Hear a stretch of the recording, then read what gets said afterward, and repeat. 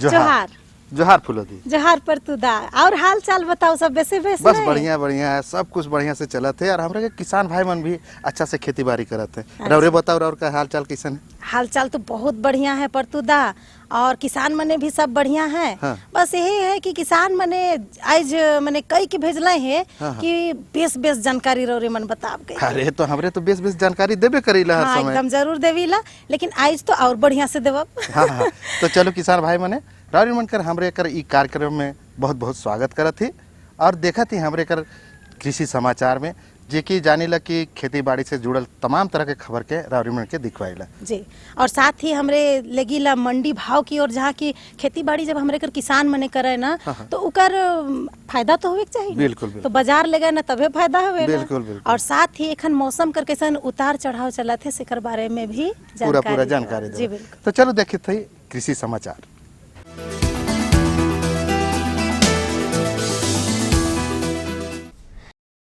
नमस्कार, कृषि समाचार में आप सभी का बहुत बहुत स्वागत है। आपके साथ मैं हूं श्वेता। आइए देखते हैं आज कृषि समाचार में क्या है खास। बागवानी मिशन द्वारा राज्य में चलाई जा रही है संरक्षित खेती योजना। बेहतर फसलोत्पादन के लिए आवश्यक है मिट्टी जांच। खेतों में मेड़ निर्माण आसानी से करता है बॉन्ड फार्मर। किसान भाइयों, आजकल संरक्षित खेती द्वारा कई प्रकार की फसलें समय से पहले या विपरीत मौसम में उपजा कर अधिक से अधिक लाभ लिया जा सकता है। यदि आप भी संरक्षित खेती के लिए greenhouse, net shade house, फूल और सब्जी लगाने के लिए पौधरोपण सामग्री इत्यादि के लिए बागवानी मिशन 50% तक का अनुदान देती है। झारखंड राज्य बागवानी मिशन राज्य में बागवानी से जुड़े किसानों के लिए कई प्रकार की लाभकारी योजनाएं चला रही हैं, जिनमें से एक है संरक्षित खेती योजना। इस योजना के अंतर्गत संरक्षित खेती में इस्तेमाल होने वाले greenhouse, net shade house एवं फूल और सब्जियों के लिए पौधरोपण सामग्री के लिए लागत का अधिकतम 50% राशि अनुदान दिया जाता है।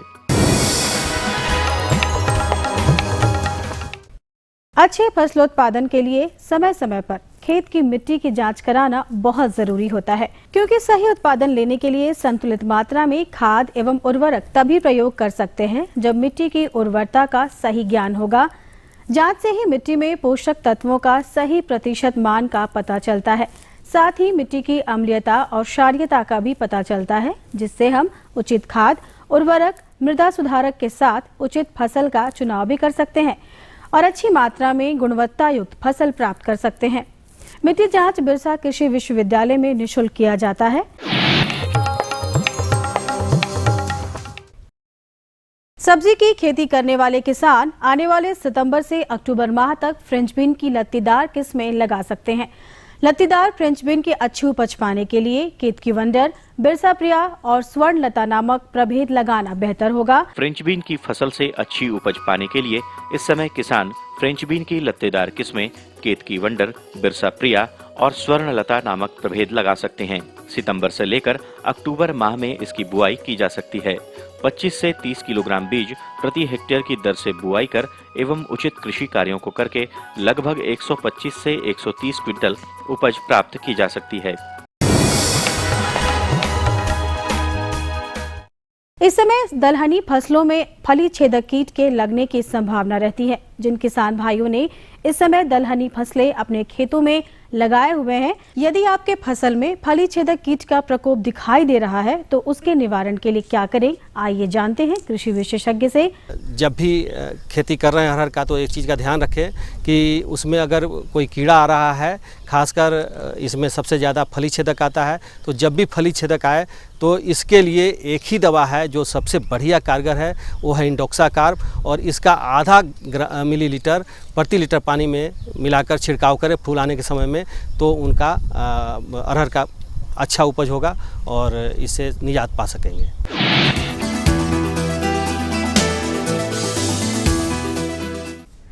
कुछ फसलों को लगाने के लिए खेतों में मेड़ बनाना आवश्यक होता है। मेड़ बनाने के काम को सुविधाजनक बनाने के लिए किसान बॉन्ड फार्मर नामक कृषि उपकरण का इस्तेमाल कर सकते हैं। इस उपकरण को बॉन्ड फार्मर कहते हैं। खेतों में आसानी से मेड़ निर्माण करने के लिए इस उपकरण का निर्माण किया गया है। इस उपकरण द्वारा एक समान मोटाई के मेड़ बहुत ही कम समय में तैयार किए जा सकते हैं। बॉन्ड फार्मर को प्राप्त करने के लिए किसान बिरसा कृषि विश्वविद्यालय के अभियंत्रण विभाग से संपर्क कर सकते हैं।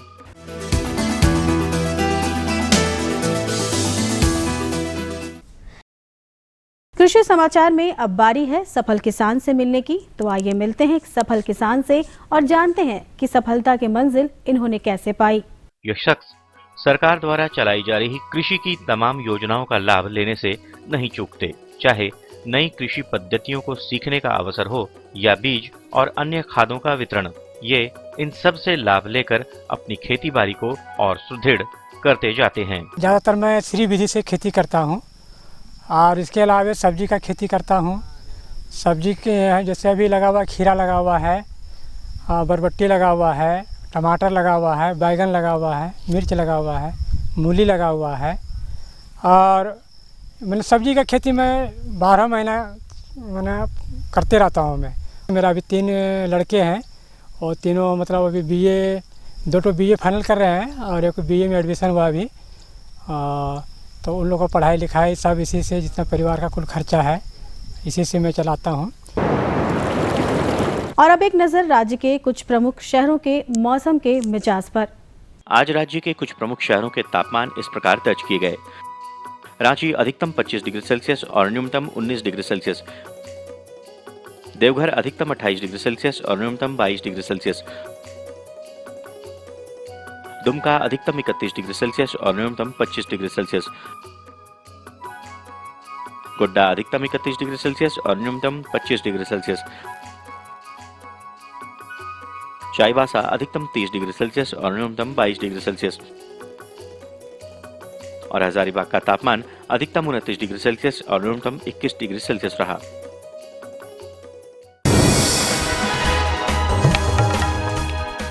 और अब मंडी भाव में आई नजर डालते हैं अनाजों के भाव पर। राज्य की खाद्यान्न मंडियों में चली आ रही तेजी में फिलहाल कमी की संभावना नहीं है। वैसे आज अनाजों के मूल्यों में कोई विशेष उतार चढ़ाव नहीं दर्ज किया गया। उधर सब्जी मंडियों में भी हरी सब्जियां अपने बढ़े हुए मूल्यों पर कायम है। वहीं कुछ प्रमुख अनाजों के आज के भाव पर नजर डालें तो इस प्रकार रही। चावल मध्यम न्यूनतम 2200 रुपए से लेकर अधिकतम 2500 रुपए। चावल उत्तम न्यूनतम 2400 रुपए से लेकर अधिकतम 4200 रुपए।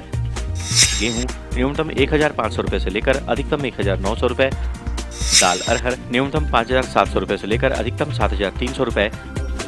दाल मसूर न्यूनतम 4400 रुपए से लेकर अधिकतम 5600 रुपए। दाल चना न्यूनतम 3400 रुपए से लेकर अधिकतम 4700 रुपए। चीनी न्यूनतम 3400 रुपए से लेकर अधिकतम 3600 रुपए। आलू न्यूनतम 2200 रुपए से लेकर अधिकतम 2500 रुपए और प्याज न्यूनतम 2400 रुपए से लेकर अधिकतम 2800 रुपए प्रति क्विंटल रहा। कृषि समाचार में आज इतना ही। अगले दिन अगले अंक में फिर मुलाकात होगी कुछ ताज़ा तरीन खबरों के साथ। तब तक के लिए दीजिए इजाजत। नमस्कार, जोहार।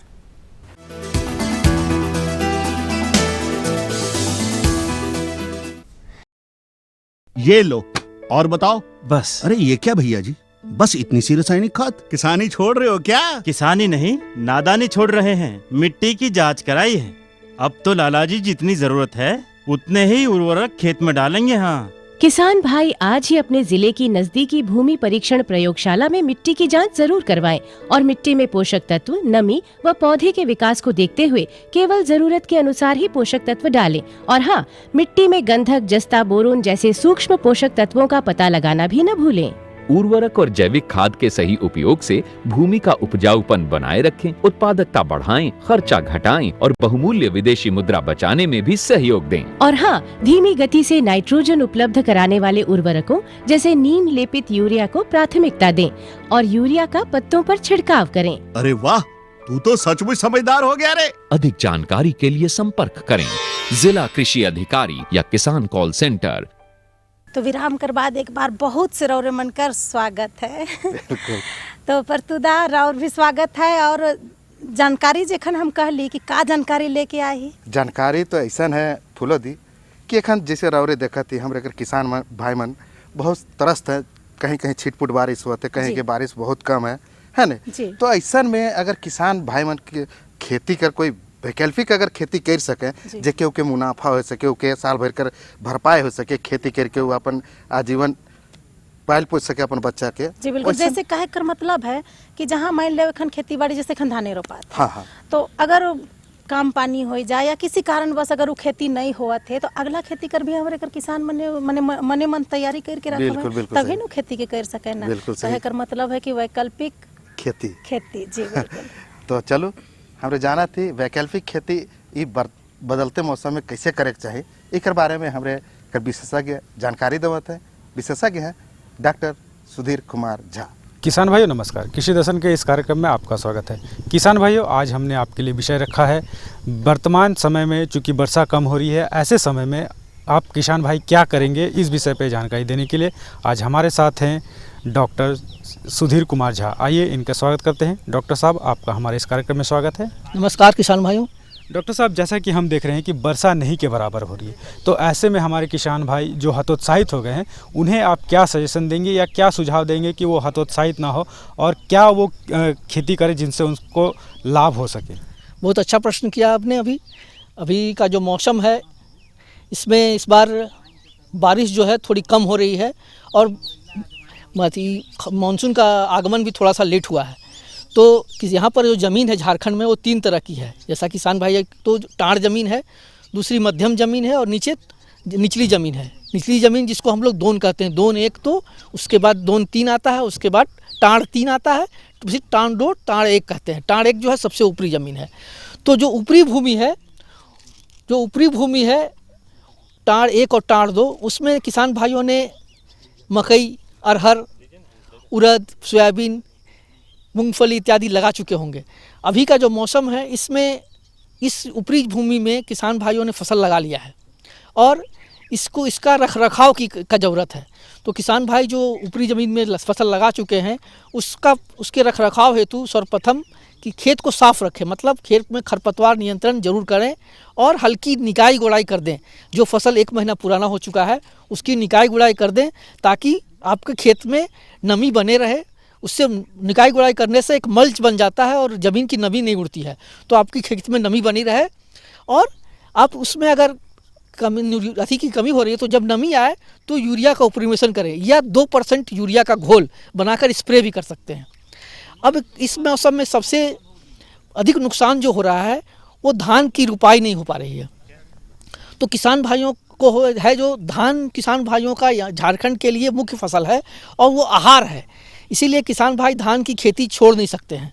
तो अभी का जो मौसम है उसमें अधिकतर किसान भाइयों ने नीचे की जो ज़मीन है सबसे दोन जो है दोन 1 दोन 2 में तो पानी जमा हो गया है, उसमें अधिकांशतः किसानों ने मेहनत करके रोप लिया है किस धान को। लेकिन मध्यम ज़मीन जो है उसमें रोपाई नहीं कर पा रहे हैं किसान भाई अति के चलते।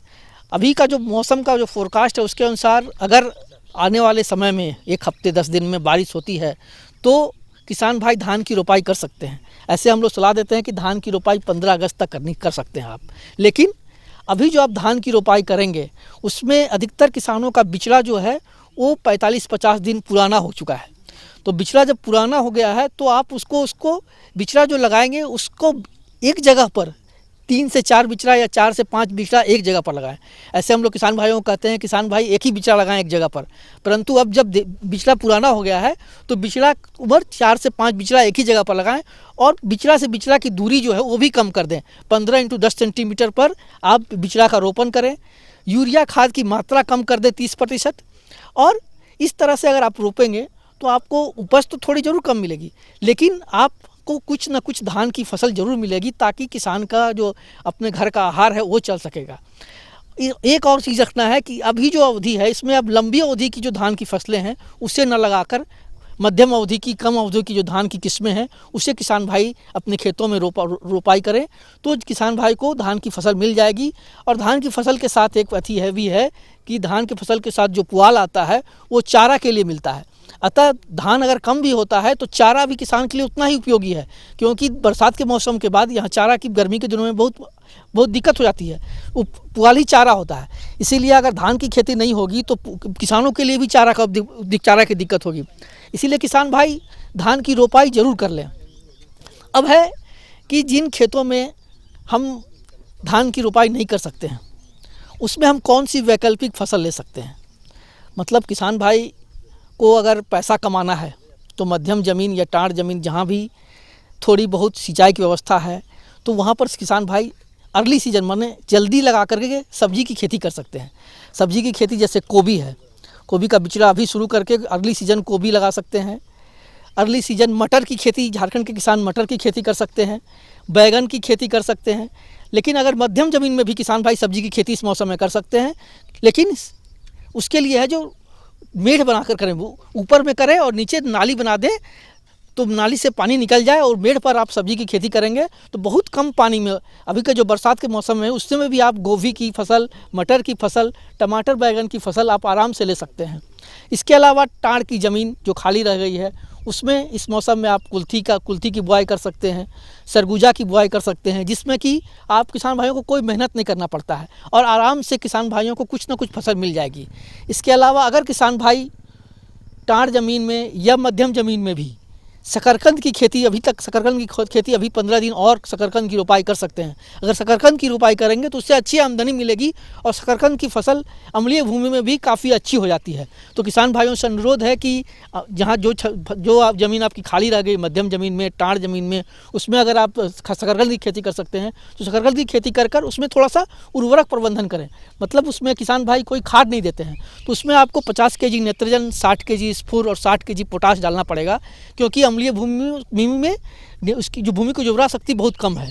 अतः अगर उर्वरक प्रबंधन करके अगर आप खेती करेंगे शकरकंद की तो आप अच्छी कमाई अभी भी कमा सकते हैं। 15 अगस्त तक भी आप शकरकंद की रोपाई कर सकते हैं। और जो भी आपका जो ये मौसम ख़राब होने के चलते जो आपको लॉस हो रहा है, अगर आप अर्ली सीजन मतलब समय से पहले सब्जी की खेती कर लेते हैं तो इसका बाज़ार में मांग अच्छी है और इसकी जब सब्जी आपकी उपजेगी तो उसका रेट अच्छा होगा। इससे आप अपनी अच्छी कमाई कर सकते हैं। खासकर यहाँ गोभी की, मटर की, टमाटर की, इन सब्जियों की खेती आप आराम से कर सकते हैं बिना सिंचाई की सुविधा रहते हुए भी। अतः किसान भाइयों को जो अभी जो ख़राब मौसम की स्थिति है इसका आप फ़ायदा भी उठा सकते हैं। और चाहें तो आलू की खेती भी आप अर्ली सीजन आलू की खेती 2 बार कर सकते हैं। अगर अभी आप अगस्त में लगा देंगे आलू तो ये आलू आपको अक्टूबर में निकल जाएगा। उसके बाद नवंबर में, दिसंबर में आप एक बार फिर से आलू लगा सकते हैं जिनके पास पानी की व्यवस्था है। अतः और इसके अलावा जिनके पास पानी की व्यवस्था नहीं है तो वो कुल्थी, सरगुजा, राई, सरसों इस सब की बुआई अभी सितंबर के महीने में, अगस्त के महीने में अगर कर लेंगे तो उनको अच्छा फ़ायदा मिलेगा और उनका खेत पड़ती नहीं रहेगा, जिससे किसान भाइयों को जो धान की फसल में जो लॉस हो रहा है जो उसकी भरपाई आप इन सब्जी की खेती से कर सकते हैं। तो देखा किसान भाइयों, डॉक्टर साहब ने कितनी अच्छी जानकारी दी कि आप अपने प्रति भूमि को ऐसे ही ना छोड़ दें बल्कि उसका उपयोग करके मुनाफा कमाएं। डॉक्टर साहब, आप हमारे इस कार्यक्रम में इसके लिए आपका बहुत बहुत धन्यवाद। धन्यवाद किसान भाइयों। और इसी के साथ लेते हैं विदा। जोहार। तो परतुदा ई जानकारी तो हमके बहुत बढ़िया लागलक और इकर से ये भी पता चल गेलक कि जैसे एखन खेती बाड़ी करत ही तो बाद में हम का खेती बाड़ी करब ओकर में उ जगह पर है ने बहुत कुछ अच्छा जानकारी हमके मिलक और हमरे कर किसान भाई बहन मने भी कर से बहुत मने उत्साहित होए होबई जानकारी। बिल्कुल सही कहती। और आगे जानकारी तो खेती बाड़ी का तो बात हो ही गेलक, लेकिन साथे साथ हमरे कर किसान भाई मन पशुधन के भी पालन पोषण न होके। ई बात तो और बहुत बढ़िया कर ली परतुदा कि खेती बाड़ी के साथ साथ अगर हमरे पशुधन के बारे में भी कुछ जानकारी किसान मन के दे तो अति उत्तम होगी। अति उत्तम ने बहुत ही अच्छा फायदा हो सकेला हमरे के किसान भाई मन के। काले कि किसान भाई मन पशुधन के पालन तो करबे करे ना, अरे बदलते मौसम में ये जो बरसात गर्मी मौसम जो होत है इकर में पशु मन के बहुत तरह के बीमारी हो जाए, बीमारी होवेला और जेकर से कि माने बहुत नुकसान भी होवेला किसान मन के। तो बरसात के मौसम में अगर पशु मन में होवे वाला बीमारी से अगर इ मने छुटकारा पाए जाए हमरे कर किसान मन और पहले से अगर इकर जानकारी रही तबे छुटकारा पावे साथे साथे टीकाकरण भी करवाया कि स्वस्थ कर सके ना अपन पशु के। जैसे कि मानव जाति में हमरे मन के जैसन टीकाकरण होवेला वैसे पशुधन कर भी टीकाकरण होवेला। तो इकर जानकारी अगर पहले से रखबे और समय पर टीकाकरण और समय पर बीमारी से मुक्त अगर करा सके ना अपने कर पशुधन के तो बहुत बढ़िया होवे एकदम। तो चलो चलती हमरे के किसान भाई मन के लेके हमरे कर विशेषज्ञ जरूर एकदम लेगू चलू। किसान भाइयों नमस्कार, कृषि दर्शन के इस कार्यक्रम में आपका बहुत बहुत स्वागत है। किसान भाइयों, आज हमने विषय चुना है कि बरसात का समय आ चुका है और बरसात के समय में पशुओं में किन किन बीमारियां होती है और इसका निदान क्या है, इसी विषय पर जानकारी देने के लिए आज हमारे साथ मौजूद है पशु वैज्ञानिक डॉक्टर हिमांशु सिंह। आइए सबसे पहले इनका स्वागत करते हैं। डॉक्टर साहब, इस कार्यक्रम में आपका बहुत बहुत स्वागत है। धन्यवाद। डॉक्टर साहब, हमारे किसान भाइयों को ये बताएं कि अभी क्योंकि बरसात का मौसम शुरू हो चुका है और पशुओं में बीमारियां हो रही है, तो बरसात के समय में पशुओं में किन किन बीमारियां होती है और इससे निजात वो कैसे पाए, इसका निदान क्या है? ऐसा है कि बरसात के समय में पशु हो या इंसान हो, सबका बीमारियों से लड़ने की जो शारीरिक क्षमता होती है वो न्यूनतम होती है, और इस वजह से पशु में या इंसान में बीमारियां बहुत साधारण तौर पे देखी गई है। जिस तरह से इंसानों में होती है उस तरह से पशुओं में भी होती है। जैसे कि अढ़ैया बुखार है, जीवाणुजनित बीमारियां हैं, विषाणुजनित बीमारियां हैं, संक्रामक बीमारियां हैं। तो इसमें जो 3-4 मुख्य बातें हैं ध्यान देने योग्य, जैसे कि जो संक्रामक बीमारियां हैं, तो बरसात के समय में पानी जहाँ पे इकट्ठा होता है वहाँ का चारा अगर पशु खाते हैं तो उसके संक्रामक बीमारियाँ उस चारे के साथ स्वस्थ पशुओं में भी चली आती है, जिसकी वजह से पशु बीमार हो जाते हैं। जैसे एफिमेरल फीवर है, तो ये एक वायरल बीमारी है जो कि पशुओं में होता है, और इसमें पशु लंगड़ाने लगते हैं। इसमें पशु में अत्यधिक तापमान बढ़ जाता है और पशुओं का तापमान बढ़ जाता है और पशु लंगड़ाने लगते हैं। सामान्यतः देखा गया है कि यह बीमारी 2 से 3 दिन में आपरूपी ठीक हो जाता है, लेकिन यह संक्रामक बीमारी है तो इससे स्वस्थ पशु भी इसके संपर्क में आते हैं और वो बीमार पड़ जाते हैं। तो इसलिए जब भी इस तरह का लक्षण हो, अढ़ैया बुखार हो, तापमान ज़्यादा हो, तो उससे स्वस्थ पशुओं को अलग रखना चाहिए, और इस तरह से हम लोग बीमारी से स्वस्थ पशु को बचा सकते हैं। उसी तरह है डायरिया। इस समय में पशु में पतला पखाना और बुखार काफ़ी साधारण है। इस बीमारी से बचने के लिए एक जो सबसे सटीक उपचार है वो है कि जहाँ पे भी पानी जमा हुआ हो और घास बड़े बड़े हों वहाँ पे पशुओं को चरने नहीं देना चाहिए। इसके पहले, बरसात के मौसम के पहले, इसलिए क्योंकि इसमें पशुओं का बीमारी से लड़ने का क्षमता कम होता है, इसलिए बरसात आने से पहले पशु में टीकाकरण करवा देना चाहिए, और बरसात ख़त्म होने के बाद पुनः एक बार टीकाकरण का कार्यक्रम चलाकर पशुओं को हम बीमारी से बचा सकते हैं। इसी तरह से मुर्गियों में है। मुर्गी में जैसे अभी बरसात के समय में मॉइस्चर ज़्यादा होता है हवा में और चारा में, खास करके मुर्गियों में हम लोग जो चारा रहता है वो रेडी टू ईट होता है खाने के लिए, तो उस चारे को हम लोगों को धूप दिखलाकर उसको रखना चाहिए, नहीं तो उससे फूड पॉइजनिंग होता है। अफ्लाटॉक्सिकोसिस एक बीमारी है जिससे कि मुर्गियों में उसका जो ये पाचन क्रिया है वो पूरी तरह से चौक कर जाता है, और इसमें अचानक से मुर्गियों में मृत्यु दर बढ़ जाता है। उसी तरह से है एस्परजिलोसिस, जो कि फंगल बीमारी है, और बरसात के समय में फीड मॉइस्चर होते हैं उसमें फंगस का ग्रोथ ज़्यादा होता है और बढ़िया होता है, जिस ग्रोथ की वजह से, फंगस की वजह से मुर्गियों में बीमारियां ज़्यादा होती है। इसके लिए सही उपचार है कि बरसात के पहले जो जितने भी दाना है मुर्गियों के लिए हम ज़्यादा दाना स्टोर नहीं करें, और जो दाना है जिसको हम पहले से रखे हुए हैं उसको बरसात के पहले धूप दिखलाकर अच्छी तरह से गर्म करके और स्टोर करके रखें, जहां मॉइस्चर और पानी का मात्रा कम हो और ना हो। इस तरह से हम लोग मुर्गियों में और पशुओं में बीमारी से रख रखाव, ये टीकाकरण करके और उसमें रख रखाव बढ़िया कर सकते हैं। और हमारे किसान भाई किन किन सावधानियों पर ध्यान देंगे पशुओं की देखभाल में?